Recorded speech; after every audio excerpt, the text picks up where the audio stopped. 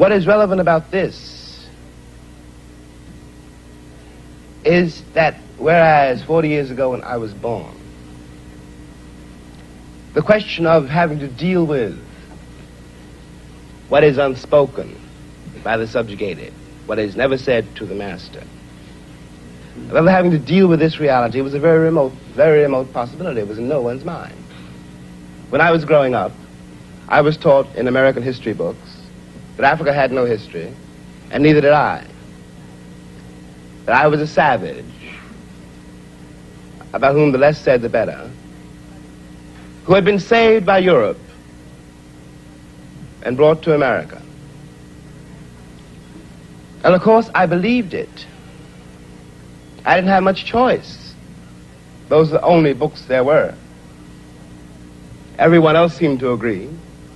If you walk out of Harlem, ride out of Harlem, downtown, the world agrees. What you see is much bigger, cleaner, whiter, richer, safer than where you are. They collect the garbage. People obviously can pay their life insurance. The children look happy, safe. You're not. And you go back home.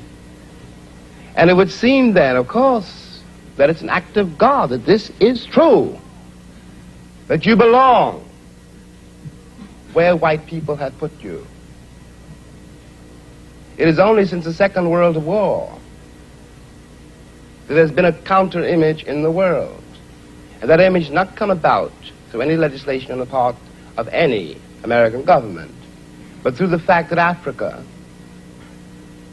was suddenly on the stage of the world, and the Africans had to be dealt with in a way that had never been dealt with before. This gave an American Negro for the first time a sense of himself beyond a savage or a clown. It has created, and will create, a great many conundrums. One of the great things that the white world does not know, but I think I do know, is that black people are just like everybody else. One has used the myth of Negro and the myth of color to pretend and to assume that you are dealing essentially with something exotic, bizarre, and practically, according to human laws, unknown. Alas, that is not true. We are also mercenaries, dictators, murderers, liars. We are human too.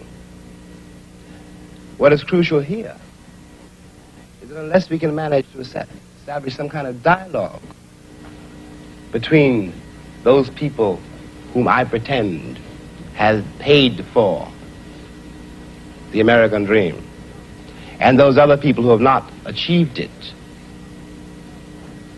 we will be in terrible trouble. I want to say at the end, at the last, is that that is what concerns me most. We are sitting in this room, and we are all, at least we like to think we are, relatively civilized, and we can talk to each other at least on certain levels,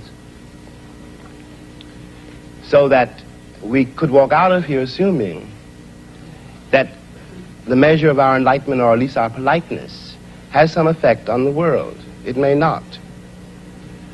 I remember, for example, when the ex-Attorney General, Mr. Robert Kennedy, said that it was conceivable that in 40 years in America we might have a Negro president. And that sounded like a very emancipated statement, I suppose, to white people. They were not in Harlem when this statement was first heard, and did not hear, and possibly will never hear, the laughter and the bitterness and the scorn with which the statement was greeted. From the point of view of the man in the Harlem barbershop, Bobby Kennedy only got here yesterday. And now he's already on his way to the presidency. We've been here for 400 years, and now he tells us that maybe in 40 years, if you're good, we may let you become president. What is dangerous here is the turning away from anything any white American says. The reason for the political hesitation in spite of the Johnson landslide is that one has been betrayed by American politicians for so long. And I am a grown man, and perhaps I can be reasoned with. I certainly hope I can be. But I don't know, and neither does Martin Luther King, none of us know how to deal with those other people whom the white world has so long ignored, who don't believe anything the white world says and don't entirely believe anything I or Martin say. And one can't blame them. You watch what has happened to them in less than 20 years. It seems to me that the city of New York, for example, this is my last point, which has had Negroes in it for a very long time. If the city of New York were able, as it has indeed been able, in the last 15 years to reconstruct itself, tear down buildings and raise great new ones, downtown and for money, and has done nothing whatever except build housing projects in the ghetto for the Negroes. And of course the Negroes hate it. Presently the property does indeed deteriorate because the children cannot bear it. They want to get out of the ghetto. If the American pretensions were based on more solid, a more honest assessment of life and of themselves, it would not mean for Negroes, when someone says urban renewal, that Negroes simply are going to be thrown out into the streets, which is what it does mean now. This is not an act of God. We're dealing with a society made and ruled by men. If the American Negro had not been present in America, I am convinced that the history of the American labor movement would be much more edifying than it is.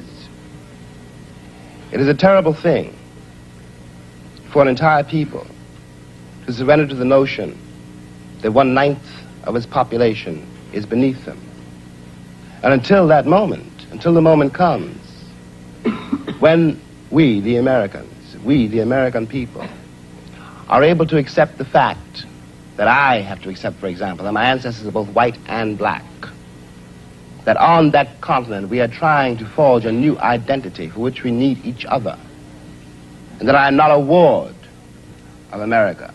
I am not an object of missionary charity. I am one of the people who built the country. Until this moment, there is scarcely any hope for the American dream, because the people who are denied participation in it, by their very presence, will wreck it. And if that happens, it's a very grave moment for the West. Thank you.